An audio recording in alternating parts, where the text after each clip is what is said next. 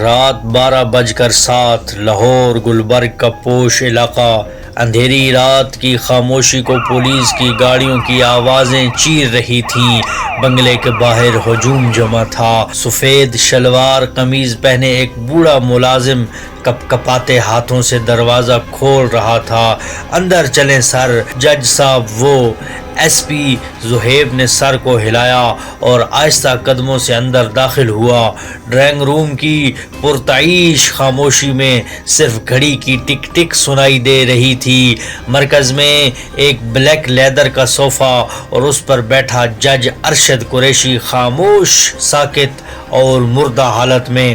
زہیب جھکا، ہاتھ کی پشت سے ناک کو ڈھانپا اور مقتول کا چہرہ بغور دیکھا۔ چہرے پر کوئی خوف نہیں تھا، بس آنکھیں نیم کھلی ہوئی تھیں، جیسے کسی گہرے خیال میں ڈوبے ہوئے ہوں۔ کیا لگتا ہے خودکشی؟ اس کے ساتھ کھڑا سب انسپکٹر پوچھ بیٹھا۔ زہیب نے گردن ہلائی۔ نہیں، کچھ تو گڑبڑ ہے۔ صبح 8:15 پوسٹ مارٹم رپورٹ، زہر دیا گیا ہے، سلو پوائزن تھا، رات کھانے میں ملایا گیا تھا۔ ڈاکٹر نے رپورٹ زہیب کے ہاتھ میں تھمائی۔ زہیب نے گہری سانس لی۔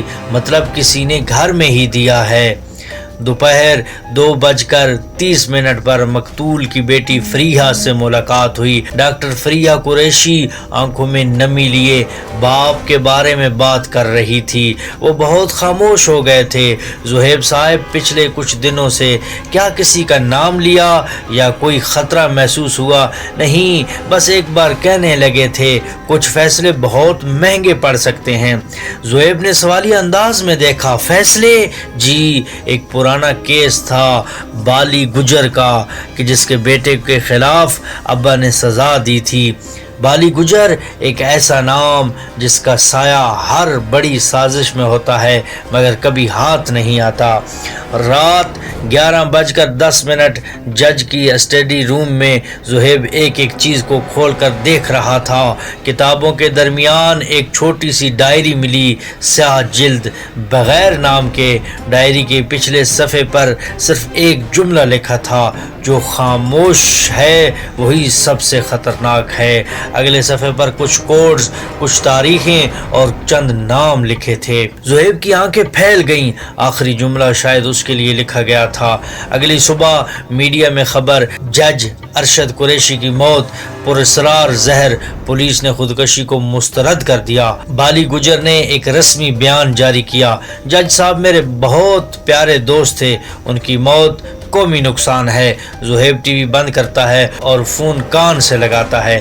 انور جمیل کو بلاؤ، مجھے اس سے بات کرنی ہے۔ لاہور کے ایک ویران گودام میں ایک شخص موبائل پر بات کر رہا تھا۔ کام ہو گیا باس، کوئی شک نہیں چھوڑا۔